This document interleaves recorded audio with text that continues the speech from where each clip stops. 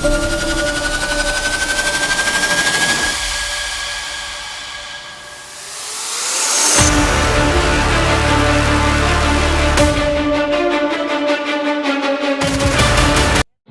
16ನೇ ತಾರೀಕಿನಂದು ಇಂಡಿ town police ಠಾಣೆಯಲ್ಲಿ ಒಂದು ಕೊಲೆ ಪ್ರಕರಣ ದಾಖಲಾಗಿದೆ. Crime number 92/2026.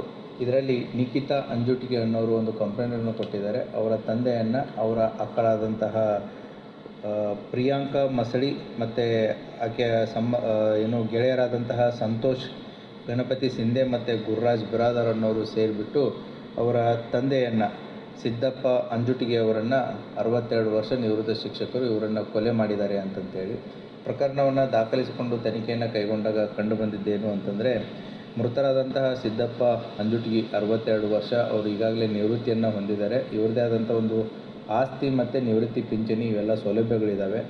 ಮೊದಲನೇ ಮಗಳು ಈಗೇನು ಅಕ್ಯೂಸ್ ನಂಬರ್ 1 ಪ್ರಿಯಾಂಕಾ ಮಸಳಿ, ಈಗಾಗಲೇ ಗಂಡ ತೀರ್ಕೊಂಡಿದ್ದು ಒಬ್ಬರು ಮಗುನೂ ಇರುತ್ತೆ.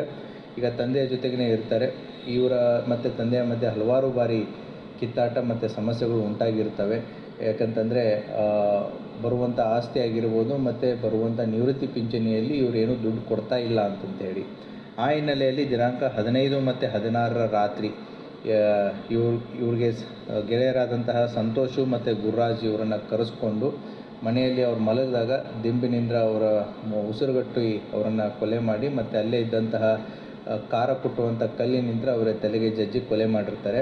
ಮನೆಯಲ್ಲಿ ಕೊಲೆ ಮಾಡಿ ತದನಂತರ ಈ ಇಂಡಿ ಗ್ರಾಮೀಣ ಔಟ್ಸ್ಕಟ್ಸ್ ಏನಿದೆ, ಔಟ್ಸ್ಕಟ್ಸ್ ಹತ್ರ ಆಟೋದಲ್ಲಿ ತಂದುಬಿಟ್ಟು ಬೆಡ್ಶೀಟಲ್ಲಿ ಸುತ್ತಾಕಿ ರಸ್ತೆ ಬದಿಯಲ್ಲಿ ಅವರ ಬಾಡಿಯನ್ನು ಹಾಕಿ ಹೋಗಿರ್ತಾರೆ. ಆ ಹಿನ್ನೆಲೆಯಲ್ಲಿ ಪ್ರಕರಣನ ದಾಖಲಿಸಿಕೊಂಡು ತನಿಖೆಯನ್ನು ಮಾಡಿ ಈಗಾಗಲೇ ಅಕ್ಯೂಸ್ ನಂಬರ್ 1 ಮತ್ತು 2 ಇವರಿಬ್ಬರನ್ನು ಅರೆಸ್ಟ್ ಮಾಡಿದೆ. ಆದಷ್ಟು ಬೇಗ ಅಕ್ಯೂಸ್ ನಂಬರ್ 3ನೂ ಕೂಡ ನಾವು ಅವರನ್ನು ಬಂಧಿಸಿ ನಾವು ನ್ಯಾಯಾಂಗ ಬಂಧನಕ್ಕೆ ಒಳಪಡಿಸ್ತೀವಿ.